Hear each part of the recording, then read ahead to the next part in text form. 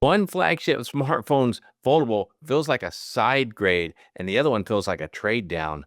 These manufacturers, are they compromising their foldables on purpose? When you buy a foldable from these manufacturers, are you still buying a flagship? Let's talk about it. So we got these flagship companies, Samsung, and of course, Pixel, and even Apple in there that have been fighting each other for years of who has the best flagship phone. And it's always been bar phone until of recent, last 4 or 5 years, then enters the foldable market. So now we have a battle within themselves and their own company on which is the better phone. At least it's a battle for us. Do we go foldable or do we go bar phone? Do we want future or do we stay with present? There's things we have to ask ourselves. Is it a compromise going to a foldable versus a bar phone, or the bar phones being compromised because of how good the foldables are getting? We'll first talk about the cameras. And since I have this in my hand, we'll talk about the Samsung. As you can see, they both look very similar. You got the 3 camera system right there. And between the two of them, they're very close as far as the main shooter. You have a 200 megapixel main shooter. Now, the 200 megapixel main shooter, is it equal on both? Well, maybe not so much, but I do have another video on that you might have to check out where I do compare the cameras. But as far as from there, then you have a 50 megapixel, 5 times telescoping zoom or periscoping zoom on the Z Fold, or I'm sorry, on the S25 Ultra, where on the Z Fold, you just have a 3 times 10 megapixel zoom. Well, that's quite a compromise, wouldn't you think? And then when it comes to ultra wide, this thing has a 50 megapixel ultra wide versus a 10 megapixel ultra wide. So as you can see there, just in the cameras, just on specs, there's a bit of compromise. And then of course you have the additional 5 times zoom, or I'm sorry, 3 times zoom telescoping camera right here on the S25 Ultra. So it has an additional camera as well as better specs, but they still call both of them flagships. As a matter of fact, Samsung has even started to call this an Ultra Fold. Do you believe that? Hey, I want to take a quick second and tell you how much I appreciate you for tuning in the channel as we talk about the flagship phones and is there a compromise to go to the folds. If you got something out of this video, do me a favor, smash that like button down below. It does help out the channel. If you haven't already, make sure to subscribe so you don't miss out on further content. Let's get back to the video. So now let's look at the Pixels. Now this is the Pixel 9 Pro Fold. I did not get the 10 Pro Fold for various reasons, but mostly because it's the same phone. But we're going to pretend this is the 10 and we're going to talk specs as if it is. And this is the, of course, Pixel 10 Pro. Now, let's start with cameras on these. As you can see, there's quite a different look. They don't look similar like you get with the Samsung. These are quite different. You got the bar across, which is nice because when you lay it down, it's not quite as wobbly. But this doesn't wobble too much. But where they are similar is they both have the 3-camera system. In other words, this one has a 50 megapixel main, where the Fold has a 48 megapixel main. So very close, not a whole lot of compromise there. So they take pretty good pictures on the main camera. But then when you get to the zoom, very similar to that of the Samsung, this one you have a 5 times 50 megapixel zoom. No, I'm sorry, a 48 megapixel 5 times zoom.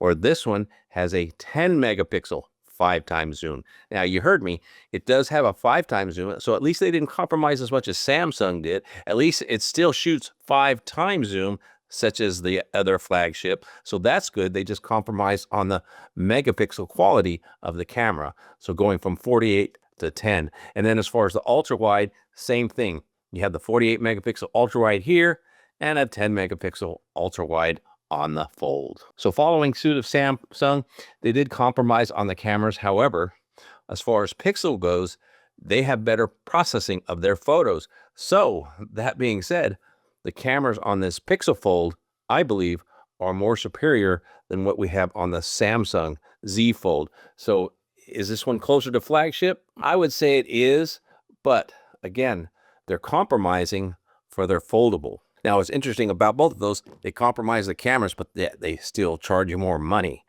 That's crazy. Now let's talk software. On both the flagships, they both are running Android 16, so they both are currently current. Of course, we know that the Pixel, it stays more up to date because Google makes the Android. So this one is more up to date than Samsung. As a matter of fact, Samsung took a little extra long this last year getting to 15. I believe it took them over a year and a half to upgrade their lineup. So if you want the most current software, then the Pixel is the way to go. Now, is there any compromise in software between these and their foldable counterparts? No, not really, because it's the same manufacturer. I mean, for example, on the Z Fold, you have One UI 8 on both of them. And with that, you have all the features that come along with the One UI. The big difference between the two of them, and it goes the same with the Pixel, is when it comes to multitasking. See, with the bar fold, you just have this one slab, versus when you open this up, put them side by side, that's quite a difference, as you can see. Almost looks like double the phone. It's not quite, but you got a lot more surface to do this. I mean, you can multitask and pair apps on the S25 Ultra, but it's just, splitting the screen in half just kind of doesn't make a whole lot of sense. Let's see if we can do it here. Real easy. You take and split screen here, and then you choose your second app here, and let's just go with Edge, I guess it is. So we've got two apps here, two browsers, top and bottom, but there's not a whole lot of space to really see or do anything with these, versus over here with the Z Fold, you can take one right here and then use two fingers and split it, grab the second one. What do I have open there? Google Chrome. So now I got two full-size browsers here. Okay, quite a big difference. So you get a lot of multitasking features over here, and then of course you can actually go ahead and take and a floater over here on the Samsung, the Z Fold. So there's a lot more you can do as far as multitasking on the Samsung Z Fold 7 versus the S25 Ultra.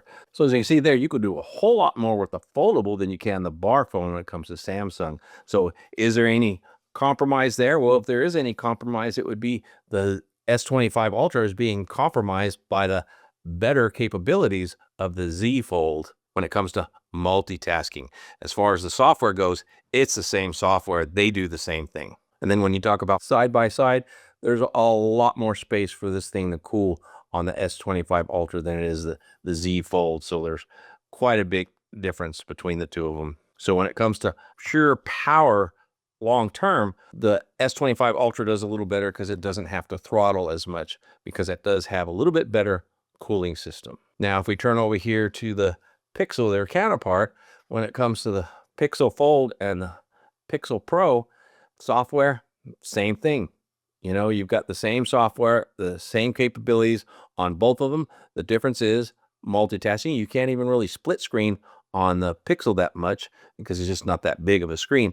So when it comes to software, if you look at the two of them from the above screen here, so then these phones, when you lay them down, that's where the big difference is. Of course, you have the larger 8-inch screen on the Fold here versus the single screen on the Pro. Now, of course, you can get the larger Pro, gives you a little bit more screen, but still nowhere near equaling this 8-inch screen. And then, of course, you've got the dual apps here that you can run on this thing, where here you just got the single. And so that's a huge difference.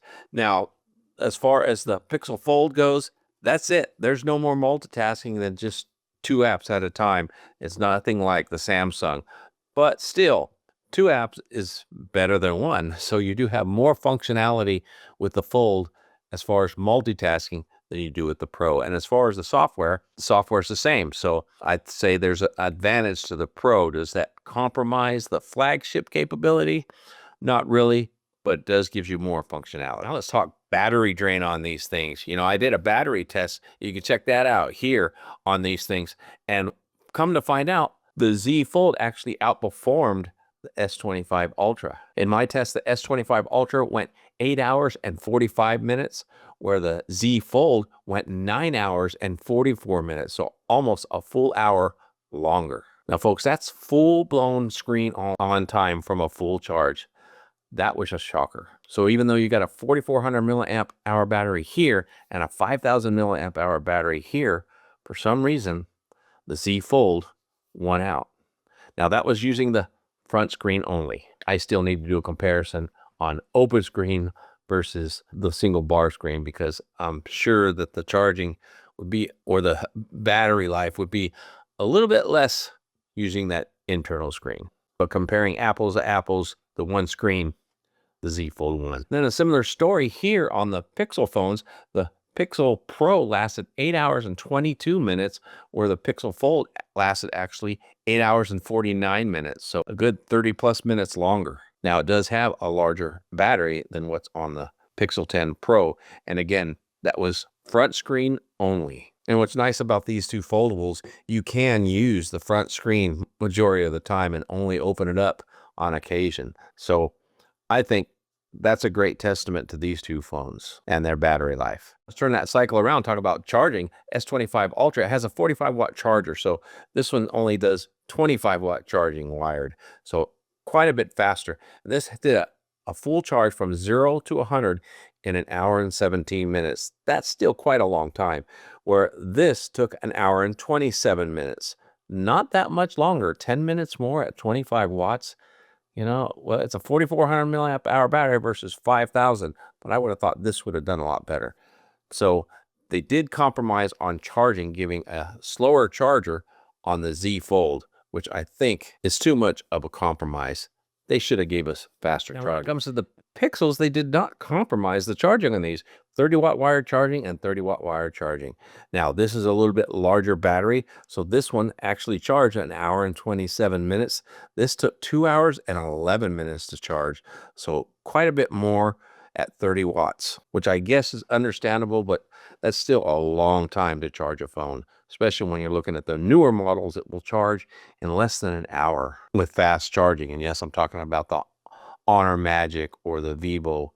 Fast charging, larger batteries in half the time. But at least Pixel did not compromise the charging on their new phone. So I think in the end, Samsung does do more compromise than Pixel does, because you've got, of course, the charger, the battery size, the cameras, and this year they eliminated the S Pen, where on the S25 Ultra, you still have an S Pen. And then on the Pixel, the only real place that they compromised is the cameras. So remember at the beginning of this video, I said one of these is a side grade and the other one is a down trade. Well, this one is, I think you trade down to go to the Z Fold, or on the Pixel, it's kind of a side grade, pretty much even, because you have the better multitasking, even though you don't have the better cameras. And then everything else is kind of equal, where on the Z Fold, there's quite a bit missing, such as camera, battery size,